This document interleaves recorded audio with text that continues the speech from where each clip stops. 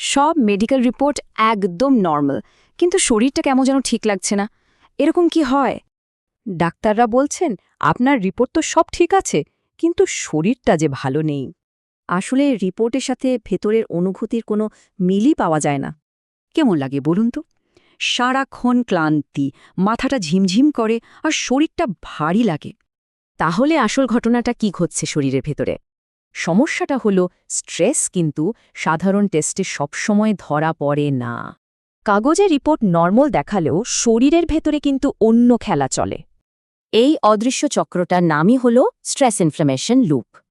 এই লুপটা কয়েকটা ধাপে কাজ করে। চলুন দেখি কিভাবে। শুরুটা হয় স্ট্রেস দিয়ে, যা শরীরকে একটা সার্ভাইভাল মোডে ফেলে দেয়। আর তার ফলে শরীরের ভেতরে সবার অলক্ষ্যে ইনফ্লামেশন বাড়তে থাকে। এই ইনফ্লামেশন হরমোনের স্বাভাবিক ছন্দটাকেই নষ্ট করে দেয়। আর প্রতিটি ধাপ পরেরটাকে উস্কে দিয়ে একটা অন্তহীন লুপ তৈরি করে।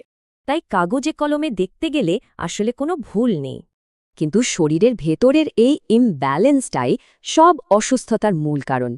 কিন্তু টেস্টে যদি কিছুই ধরা না পড়ে, তাহলে সমাধানটা কি? মজার ব্যাপার হলো এর সমাধান কিন্তু কোনো ওষুধে পাওয়া যায়নি। আসল সমাধানটা ছিল ওই স্ট্রেস লুপটা ভেঙে ফেলার মধ্যেই। তাহলে কি হতে পারে যে আসল সমাধানটা কোনো রিপোর্টের মধ্যে নেই?